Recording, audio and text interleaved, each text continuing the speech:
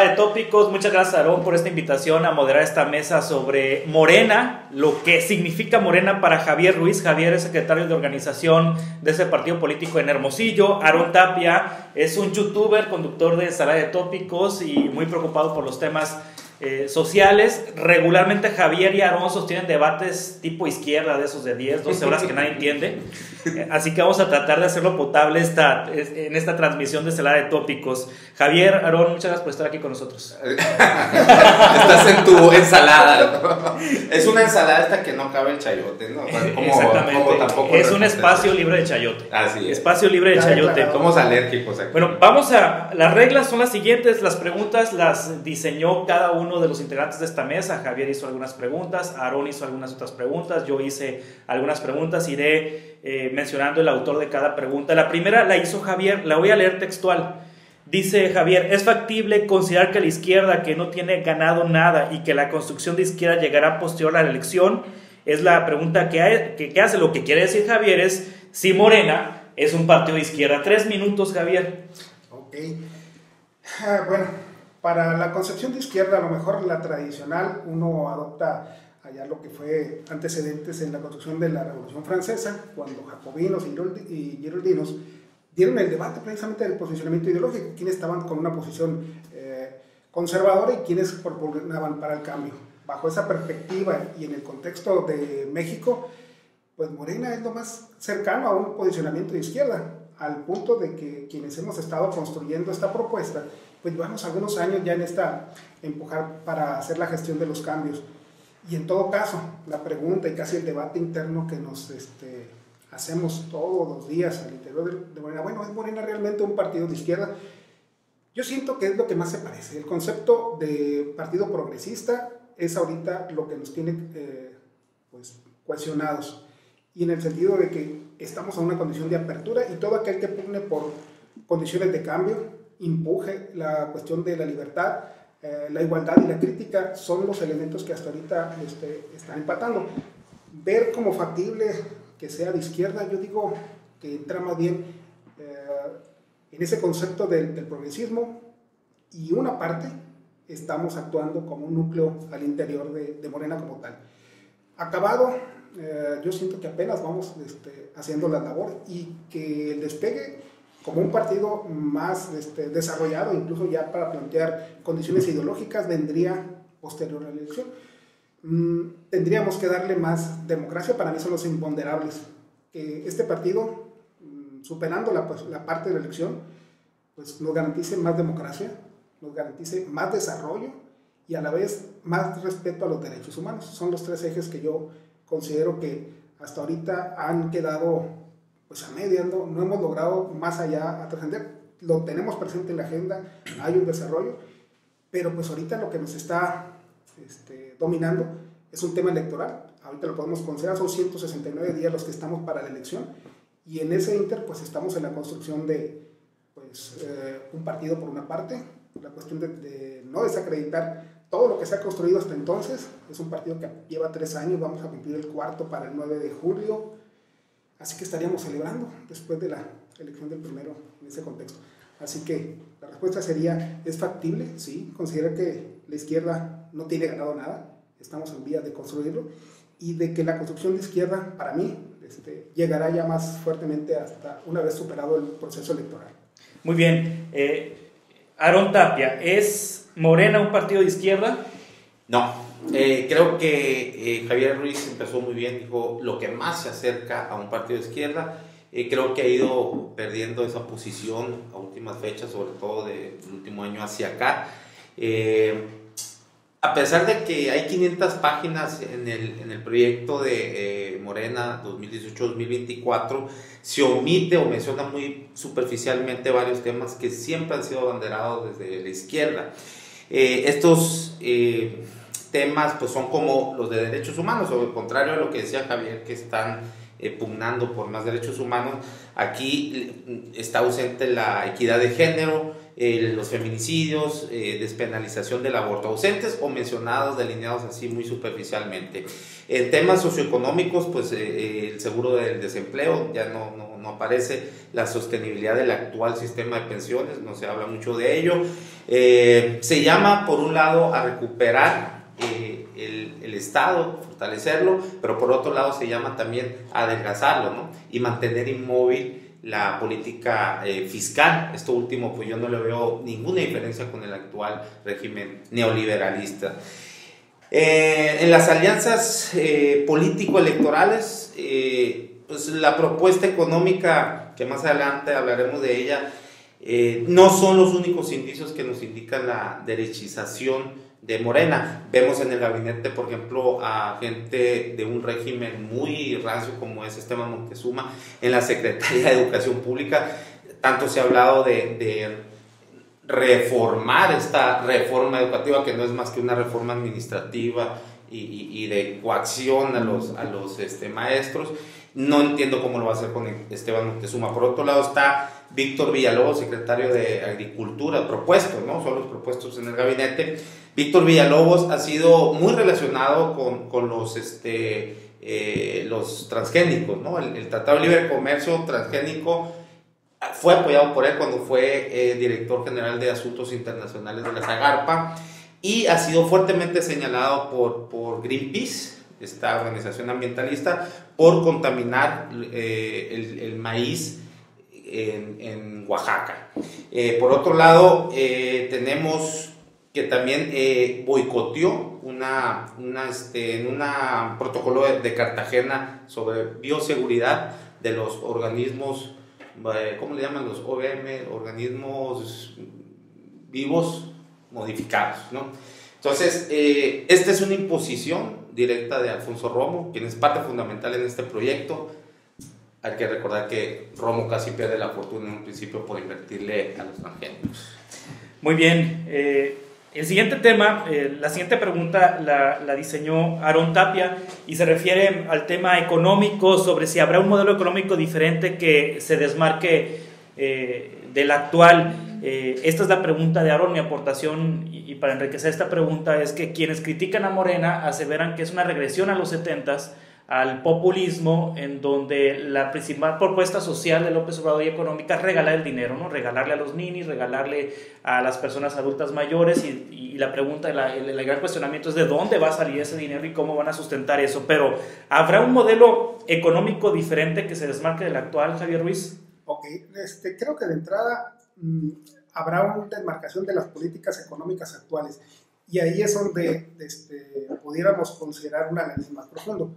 ¿Qué diferencia hay entre una política económica y una economía política? Ahí es donde la razón nos da un poquito el contexto a nivel más amplio. Lo que ocurre, por ejemplo, en España durante la Guerra Civil Española, cuando fracasa el modelo que iba buscando la República, entre 6 y 7 meses y medio transcurrieron para que esa posición de fuerza y haber perdido la izquierda hace que Hitler se vaya a la Tercera Guerra Mundial.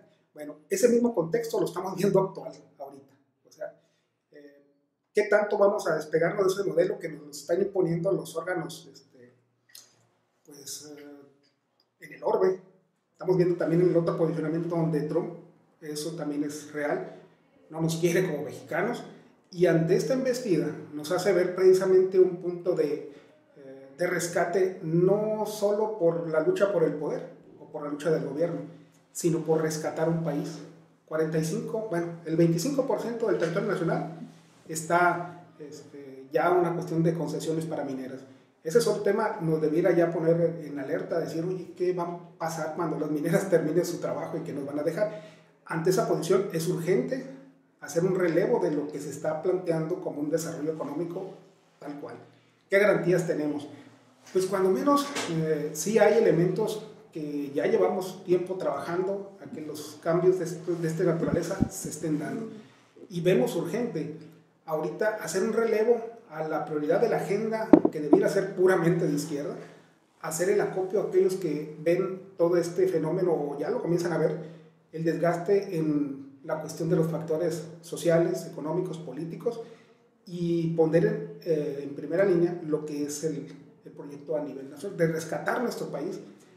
Algunos más románticos lo planteamos como, oye, ¿podemos hacer patria desde la perspectiva de defender nuestros derechos? Sí. Y eso es lo que nos va a dar una garantía para decir, oye, ¿qué tan válido es las políticas que se aplicaron anteriormente y que todavía, aún con esos elementos, daban posiciones de desarrollo superiores a los que están ahorita? Los últimos 30 años no hemos rebasado más allá del 3% de desarrollo, es una realidad. Y anteriormente teníamos pues hasta 6, 7 puntos de desarrollo.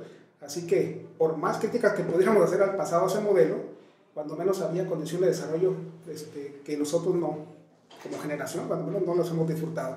Ahí, cuando menos, empatar esa parte sería pues a considerar de que hay condiciones de cómo hacer las cosas bien. Muy bien, Javier. Javier Ruiz, vamos contigo. Aarón Tapia, ¿hay un modelo económico diferente que se desmarque del actual? Mira, primero que nada, yo creo que no se puede estar en desacuerdo con Javier. Sería, pues, quien esté en desacuerdo, alguien que adora la corrupción y los modelos económicos que nos han llevado al traste, pero creo que no están en las condiciones dadas tampoco con Morena. Hay que recordar que este es un proyecto encabezado, repito, por Alfonso, y quien dio por encargo la coordinación de este mismo, del proyecto económico, a un itamita, perdón, tanto que ha criticado López Obrador, que son los que nos han llevado al traste. De hecho, el gabinete actual está lleno de itamitas, o sea, del ITAM, pues, ¿no? Sí. Egresados del ITAM, y quien es Mauro Ibert, quien diseñó, muy identificado como un tecnócrata neoliberal, ¿no? El diagnóstico es muy claro, ¿no? De la actual economía, de la actual política económica, que es el haber aceptado y la imposición de las políticas neoliberales, ¿no? El haber sacado del centro al ser humano como receptor de los beneficios y poner en lugar de él al mercado, por encima del mismo ser humano, y que incluso hasta no dudan ni siquiera en el deterioro del planeta y hasta su posible destrucción, todo en aras de fortalecer un capital, ¿no? Para el dios mercado. Bueno, es el sometimiento del poder político al económico, ¿no? Y aquí en el Estado vemos ejemplos muy claros como, por ejemplo, ya le he puesto varias veces acá de ejemplo, como la minera Grupo México, pues contaminó los ríos de Sonora, y no hay poder político que pueda hacerla cumplir. Se comprometió a un fideicomiso, ha incumplido, y es claro cómo el poder del Estado se ve así ante esa magna empresa. Ese es el problema que veo fundamentalmente en este rumbo de derechización que ha tomado Morena, que ha abrazado ese tipo de estrategias que no se desmarcan con la que hoy tenemos.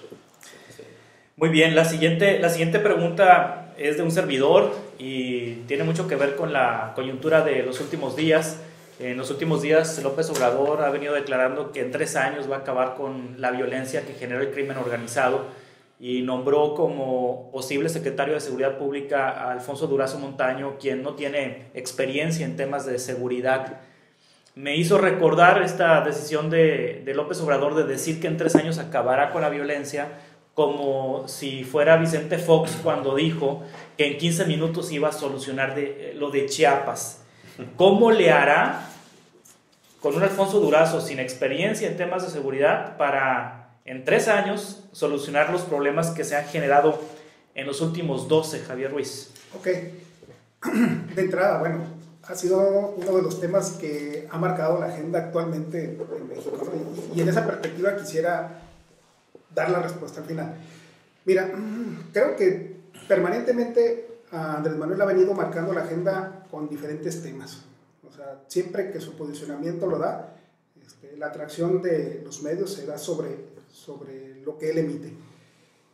Y todos nos damos a la tarea de observar precisamente el árbol, ¿no? Nos vamos a hacer la crítica sobre el elemento que él está planteando. Al interior de Morena está el debate ya no sobre el elemento del árbol, ¿no? Estamos viendo el bosque, como ya lo mencioné, todo lo que está ahorita pues, de hartazgo, de inconformidad, de injusticia y demás, que supera el tema de estar visualizando nada más el árbol. Y todavía más allá, Andrés Manuel nos está ganando también, más allá de la percepción de ver el árbol o el bosque, ya está haciendo gobierno. Quien no lo quiera ver ahorita, que el solo hecho de presentar al gabinete, de presentar el proyecto de nación, de presentar a quien va a estar encargado de la seguridad, ya te está diciendo que está ejerciendo desde ahorita un elemento de gobierno y haciéndolo como tal. Yo invitaría precisamente a la cuestión de ampliar esa postura y ver la respuesta en torno a que el mismo Alfonso ya lo dijo, su preparación, cuando menos, está por encima de los últimos que han estado en la responsabilidad, incluyendo presidentes. Todo el mensaje que está llevando consigo es cuando menos de alguien que se siente seguro, yo lo veo en esa perspectiva, y que va a ser un gran reto, no por él como persona, o sea, todo lo que va desarrollando en la visualización de que le está confiando a Andrés Manuel a un perfil cuando menos cercano y que para muchos tiene una lectura política más allá del contexto actual. Trae un antecedente histórico, una cercanía, y para mi juicio también está la valoración de resultados, ¿no? Aquí, al menos en lo local, podemos tener la apreciación de que Morena no era viable, ni siquiera una propuesta factible políticamente. Con la llegada de Alfonso, nos ha ayudado a construir políticamente y a visualizar que se puede trabajar en esta línea histórica a favor de Morena. Creo yo, cuando menos en esa línea, poder estar empatando en ese entusiasmo. Hay capacidad, hay voluntad, hay compromiso, y los resultados, pues esto los pongo a consideración para una vez ya él actuando, ¿no? Esa es para mí lo más cercano a una respuesta. Los 3 años que promete López Obrador acabar con la violencia del crimen organizado, Aarón Tapia, son los 15 minutos de Fox en Chiapas. Podría verse algo similar, sin embargo, en el punto de Alfonso Durazo como propuesto para la Secretaría de Seguridad Pública, yo no lo veo tan mal. Es un político que conoce muy bien el teje y maneje del poder político en México y de gobernabilidad, y no lo veo tan mal, insisto, en que sea un civil. En otros países desarrollados, los ministros de seguridad, incluso del ejército, son civiles, ¿no? Con un gran conocimiento en gobernabilidad y política. En ese sentido no lo veo, ¿no? Habría que ver qué resultados ofrece. Digo, hemos tenido los expertos y pues el país cada vez empeora más, ¿no? Pero me preocupa si la plataforma o la postura tan tibia, por ejemplo, de López Obrador en cuanto a su postura con la ley de seguridad interior. Si bien es cierto, la bancada de Morena en el Congreso y en el Senado votaron en contra, Andrés Manuel no movilizó, como sí movilizó a su gente para tratar de bloquear la reforma energética. En este caso, a lo mejor uno puede tener esa particular lectura de que él ya sabía que no iban a ser mayoría, y bueno, hay que votar en contra, porque en su plataforma ofrece algo similar a eso, ¿no? Hay una ley de seguridad interior donde propone Guardia Nacional con elementos del ejército, ¿no? Entonces eso a mí me hace mucho ruido. Por otra parte, la plataforma, en esta misma plataforma de seguridad de Morena, se ofrece el fiscal general queda directamente al mando del Ejecutivo, ¿no? También algo que se me hace sumamente peligroso es el ampliar la prisión preventiva por oficio. O sea, da al traste con el nuevo sistema de justicia penal que pondera ese derecho humano, que es la presunción de inocencia. Algo similar a lo que el PAN o salido, ¿no?, está promoviendo. También se afirma que se debe fortalecer al Ministerio Público, pero al mismo tiempo propone anular la autonomía con del fiscal general, ¿no? Entonces, ojalá se reconsidere con mucho cuidado, porque el calderonismo, que parece sepultado dentro del PAN, pues ahora revive acá en en la plataforma de Morena, ¿no? Por lo menos en cuanto a seguridad y justicia. Yo creo que no he encontrado ningún candidato que hable de el concepto de seguridad humana, que fue lo que sacó a 19 países en los 90s, donde vivía una situación similar a la que vive en México, en baño de sangre y justicia. Bueno, ya no me alcanzó el tiempo de decirlo, ese concepto de la seguridad humana, pero bueno, habrá más tiempo. Muy bien. Morena es un partido político, un movimiento social, ambas cosas, o un comité de campaña electoral en el apoyo de López Obrador para la sucesión presidencial. Es una pregunta que plantea Aarón Javier Ruiz. ¿Morena es un partido político, un movimiento social, o simplemente es un comité de campaña para que López Obrador gane la presidencia? Claro. Mira, creo que ahorita en el momento de los partidos o de los políticos en general gozan de muy mala fama en todo el mundo, ¿eh? O sea, ve uno las estadísticas y a quién le tiene menos confianza la gente o la población es directamente a un político, no guarda las reservas que... Solamente aquí en México el 2% de la población únicamente aceptamos que participamos o militamos en un partido, cuando menos ahí un punto para ser valientes y decir que sí estamos militando es un punto a favor. Ahora, ¿cómo son los modelos de partido? En el mundo se establecen de dos tipos: los que son partidos de cuadros, que es la mayoría de los que están aquí en México, y partidos de masa. Bueno, en este caso, con la experiencia que tiene Morena de estar como movimiento y haber transitado a madurar políticamente hacia un partido, nos convierte en esa dualidad. Somos un partido intermedio, coincide con las dos visiones. Somos un partido de cuadros, hay gente que la toma de decisiones en la cuestión de dirección, en la parte de militancia y todavía en la cuestión de adherentes y simpatizantes. Hay elementos de formación en los diferentes niveles, pero esencialmente la condición de movilización y ser más en movimiento, somos el único partido que moviliza. Digo, lo hace la convocatoria Andrés Manuel y es lo que activamente se ve más representativo. Normalmente los medios tradicionales no dan el enfoque que estoy planteando, pero es real, es una dualidad en donde cuadros y masa están presentes, y como parte intermedia, pues estamos empujándole a que esta parte de organización de la masa, a través de los cuadros, esté dando respuestas. No se visibiliza porque la figura de Andrés Manuel realmente es fuerte. O sea, al interior del partido, el solo guiño de Andrés Manuel hacia una propuesta ya se entiende que por ahí es el camino a seguir. No hay una cuestión todavía de contradecirlo. Mal haríamos ahorita con un posicionamiento de él en donde pues, las preferencias andan arriba del 40% bajo los números nuestros, y sí nos está metiendo en jaque decir que es un partido, movimiento social, sí se mantiene con esa línea. Quizá aquí en Sonora es donde menos participación está de manera integrada como partido. Aquí en Sonora estamos sirviendo como un articulador de esfuerzos. Todo lo que se mueve en la cuestión de actividad, hay gente de Morena participando, y claro, al rato nos señalan, oigan, ¿qué hacen aquí? Bueno, también somos sociedad civil, ahí estamos, pero también en el momento de estar haciendo posicionamientos locales, cuando menos en lo político, únicamente teníamos un diputado estatal que nos falló. Hay un relevo ahí para la cuestión de la diputación, pero también nada más tenemos un regidor, así que el impacto en lo político, o sea, es menor. Muy bien.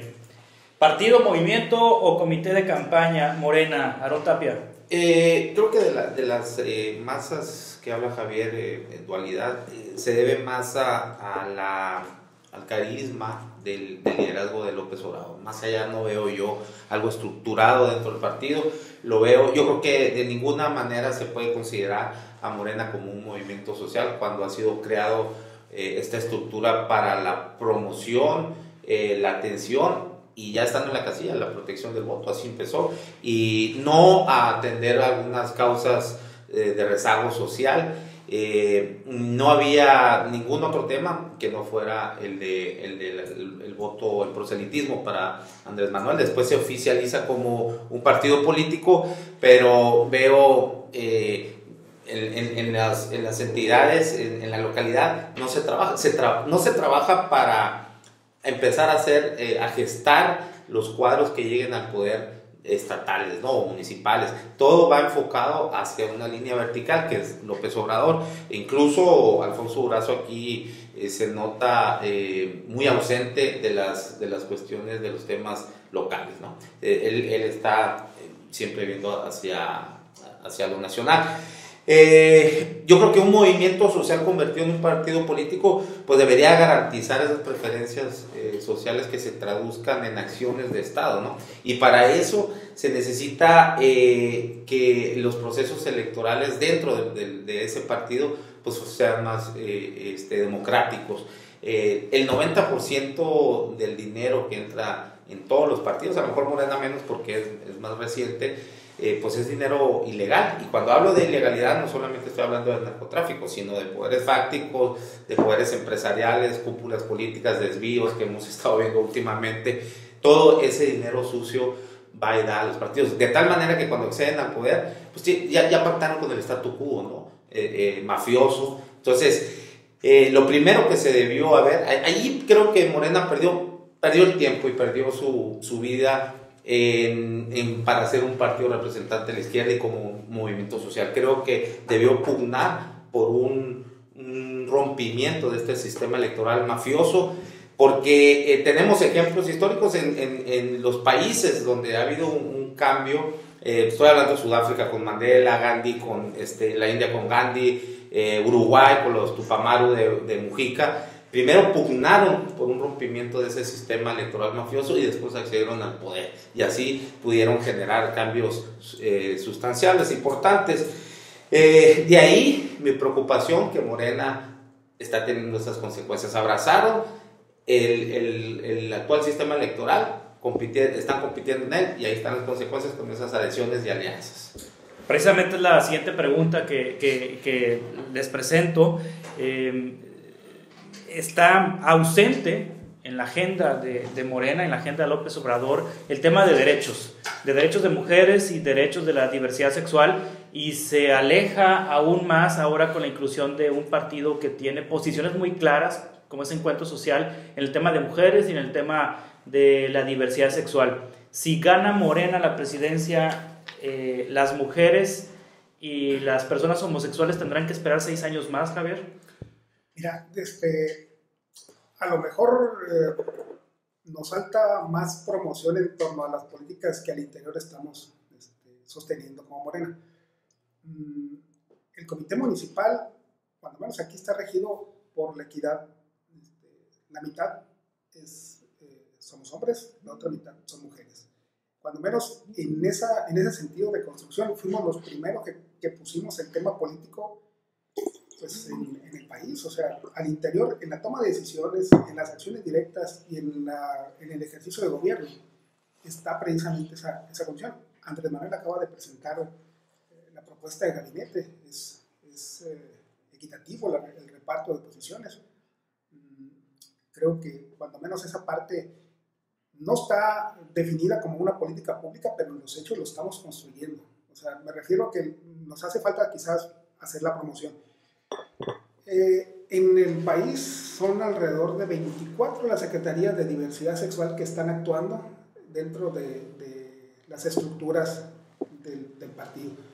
Así que también está considerado. Actualmente, por ejemplo, hay gente de la comunidad LGBT aquí en Hermosillo que están poniendo su candidatura a someterse a consideración para competir en esta elección. Así que no solamente es una cuestión de que nos falte visibilizar, ellos ya están tomando, ya están actuando al interior del partido y estamos respetando esa posición.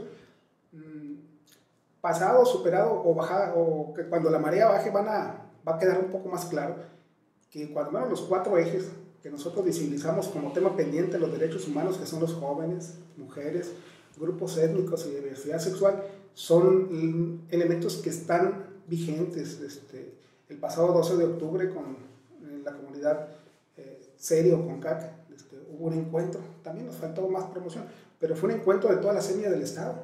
O sea, sí hay elementos de derechos humanos que están siendo pues, acción al interior. ¿Qué garantías puedo yo dar a que esto sea realmente una política pública a futuro? Pues los pensadores que tenemos al interior de Morena. O sea, todos estos intelectuales que hasta el momento nos están sirviendo para la formación de los cuadros que estamos ahorita actuando al interior de Morena, también son los primeros que nos están señalando, oigan, estos temas son los que vamos a tener de manera permanente de aquí al resto de nuestros días, la cuestión de la defensa. Y pues muchos de ellos también están en esa observancia, ¿no?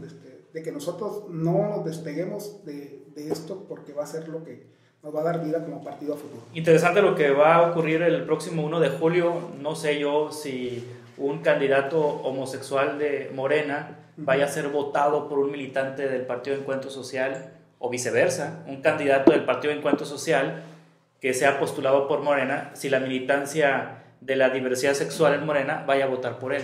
Entonces sí, porque se antoja complicado, difícil. Tienen que esperar 6 años más, 6 años más para que su agenda sea prioritaria. Andrés Manuel siempre ha sido bastante conservador en ese tema.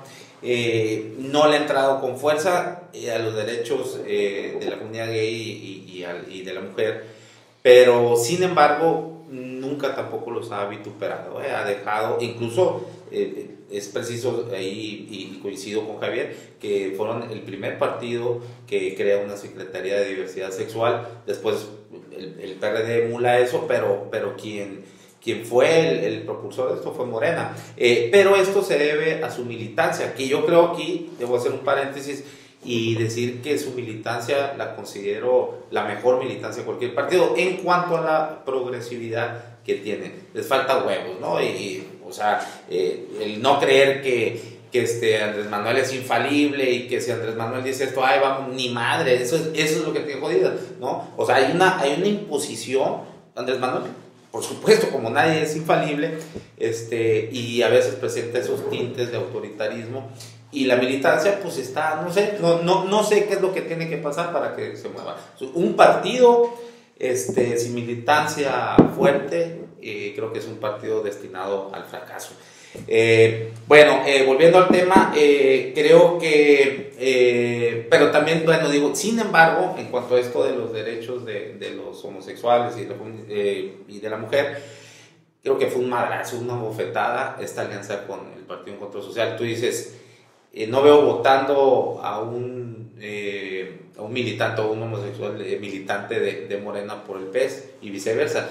Creo que es más factible que el militante de Morena vote por el PES porque Andrés Manuel se los va a pedir, y por el fuerte liderazgo y esa injerencia que tiene sobre los demás, creo que es más fácil a que los del PES, ahí sí, evangélicos y un partido muy ideologizado, muy conservadoramente, creo que no lo va a hacer por un candidato gay de Morena, ¿no? Ese es el asunto. En cuanto a las candidaturas que habla Javier, que se están postulando y que están alzando la mano, pues los van a joder con esas pinches encuestas que nadie sabe de dónde vienen ni quién las hizo, y no sé si las presentan o las presentan a destiempo, ¿no? Ese es el problema. El problema de andar con encuestitis, de no someterse a verdaderos procesos democráticos, como sí lo hace, por ejemplo, es lamentable que no vaya a tener ninguna oportunidad de ganar, como es Marichuy. Ella sí, en su comunidad indígena, esta asociación, o como es el consejo indigenista, pues pasó por una serie de procesos, ¿no? Hasta que ella fue elegida. Y aquí en Morena no se ve eso, ¿no? Es un manejo antidemocrático de un fuerte ADN priista. Muy bien, finalmente la última pregunta es de Javier Ruiz, y se refiere a cómo está la izquierda en el mundo, cómo está la izquierda en el orbe, Javier. Sí, mira, yo creo que va a ser continuación a la pregunta anterior, ¿no? O sea, como complemento. Cuando me ha tocado asistir a algunos congresos, incluso internacionales, por ejemplo la UCI allá en el 2000, cuando se planteaba cuál sería pues el derrotero principal para la izquierda en ese contexto. Estábamos en vísperas de una elección, estamos hablando del 2000, todavía no se ejecutaba la cuestión de la llegada de Fox, y nos ponía, el primer elemento era la búsqueda de la igualdad. A lo mejor ahorita ya vemos o sabemos hacer una diferenciación de la igualdad y la cuestión de la equidad. Bueno, ni siquiera en México hemos logrado concebir que la igualdad sea una política pública. O sea, no puede ser posible. Y hasta ahorita el único país es Islandia quien ha garantizado que la equidad económica está llegando, ¿no? O sea, si ahorita se presenta, creo que para México le restarán unos 15, 20 años más para que ese fenómeno se presente. ¿Quiénes lo hacen en Islandia en este caso? Pues precisamente una posición de izquierda, generando, ¿sabes qué? Partiendo de esta política que mencionaron, que se tomó como partido, como proyecto a nivel mundial, de decir, oye, necesitamos más equidad. Estamos hablando de 18 años para que se ejecute, que se tengan los primeros resultados en ese tipo. Algunos me dicen, oye, la izquierda ni siquiera tiene sentido discutirse porque no tiene un soporte, la gente no lo concibe como tal. Y todavía peor aún, para algunos de los que estamos como, o que nos ponemos la etiqueta, vaya, como izquierda, nos da miedo incluso posicionar el por qué estamos aquí actuando políticamente. Y concretamente es por la lucha del poder. Poder no visto con el estigma negativo, ¿no? O sea, ¿cómo puedo yo, a través de mis actos, de mis juicios, de mi percepción, hacer un ejemplo para el resto y que continúe y que abone un poco al sentido de la esperanza? Creo yo que eso es lo que nos tiene también en la idea general de que Andrés Manuel hace un posicionamiento y el resto lo seguimos. Creo que es al contrario, ¿no? Sentimos que cuando se ha equivocado Andrés Manuel y ha tenido que corregir, ha sido también... No he visto las últimas equivocaciones que salten. Bueno, ha modificado en más de una ocasión Andrés Manuel sus posiciones. Tengo grabaciones precisamente en donde él ha tenido que corregir más de una vez la cuestión de los señalamientos que al interior hacemos. Posicionamientos como este que mencionamos de la comunidad LGBT, se le hicimos el señalamiento, la manifestación del mismo secretario de diversidad sexual a nivel nacional, plantando cara a la situación de Andrés Manuel. Tuvo que corregir esa parte. Es un tema sensible. ¿Cuál es la respuesta que nos dan reservado? Pues vaya, Andrés Manuel. Miren, ahorita estamos con una expectativa realmente de ganar. O sea, sí hay condiciones muy favorables. De los 32 estados, 24 están a favor. Contamos con la representación de 30 millones. No es el tema que hasta ahorita está teniendo el interés en esas personas y necesitamos también guardar ese equilibrio. Aarón Tapia. Bueno, sí, pues le hicieron ese posicionamiento a Andrés Manuel sobre lo que hizo de la alianza con el PES, pues le valió madre, ¿no? Porque no los escuchó, ahí está, ni a Jesús Rodríguez, ni a Elena Poniatowska, ni al secretario, ¿cómo se llama? Temestocles. Pues ahí está, no los escuchó. Bueno, se me hace medio pacheca la pregunta y un poco hasta medio descontextualizada de lo nacional y local, pero bueno, va.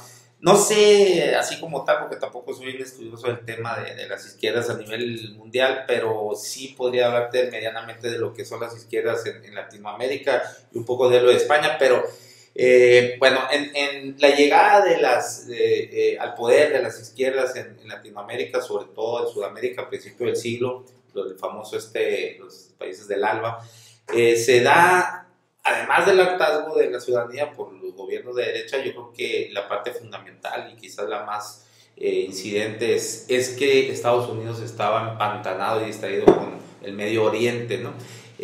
Sabemos que Estados Unidos desde muchas décadas ha tenido fuerte injerencia por los recursos naturales que existen en Latinoamérica.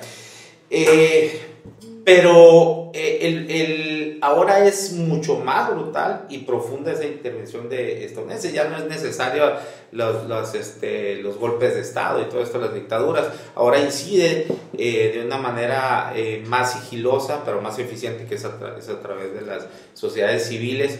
Y por ejemplo en Brasil hemos estado viendo cómo han estado financiados movimientos sociales para derrumbar gobiernos como los de Dilma Rousseff, evitar que Lula vuelva al poder.